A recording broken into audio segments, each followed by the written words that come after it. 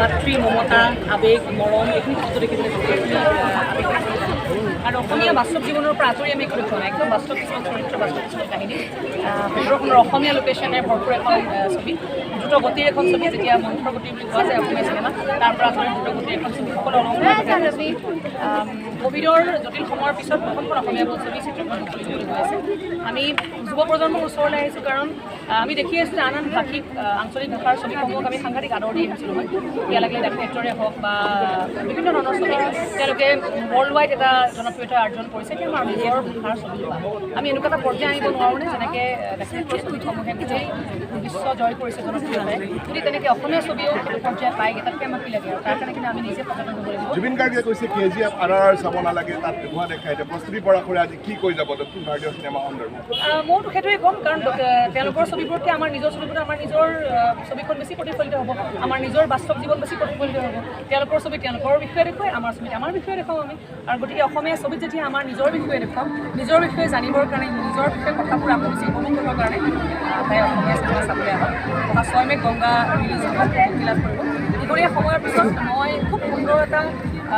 মৰম লগা মিঠা চৰিত্ৰত অভিনয় কৰিছে এগৰাকী সম্পূৰ্ণ মাতৃ চৰিত্ৰত অভিনয় কৰিছে ভাল লাগিলে চৰিত্ৰত অভিনয় কৰি আৰু অভিজিত ভট্টই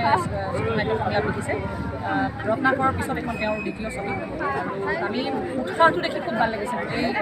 এই প্ৰজন্মৰ মাজত আৰু এটা বিশ্বাস আছে যে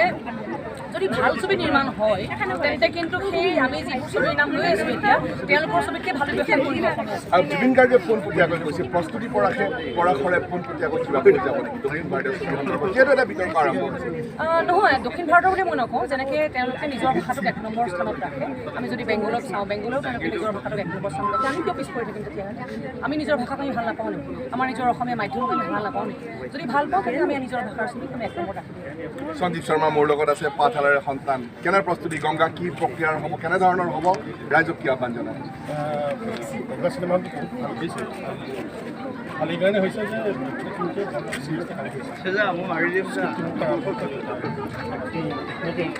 চব কামবিলাকে বৰ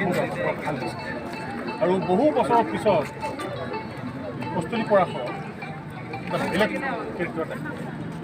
এই চিনেমাৰ ষ্টৰিটো চব ভাগ আৰু গতিকে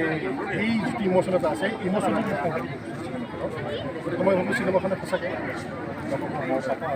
চিনেমা চাবলৈ নিশ্চয়কৈ জুবিন গাৰ্গৰ এটা মন্তব্য সামাজিক মাধ্যমত খলকনি তুলিছে সেই সময়ত কিন্তু প্ৰস্তুতি পৰাশৰে সেইমতে সমৰ্থন দিছে ঠিকেই কিন্তু দক্ষিণ ভাৰতীয় ছবিক যিদৰে সকলোৱে তাত গুৰুত্ব দিয়ে ঠিক তেনেদৰে আমি আমাৰ ভাষা আমি আমাৰ স্বাভিমান কিয় এৰিম তেনে যুক্তিৰে প্ৰস্তুতি পৰাশৰে আজি পাঠশালাত মন্তব্য প্ৰদান কৰিছে আৰু আহক আমি গংগা চাঙৰ অসমীয়া ভাষা অসমীয়া সংস্কৃতি স্বাভিমান সেয়া ধৰি ৰাখোঁ কেমেৰা পাৰ্চন মৃণালৰ সৈতে মই ৰাণা দেখাওঁ NK TV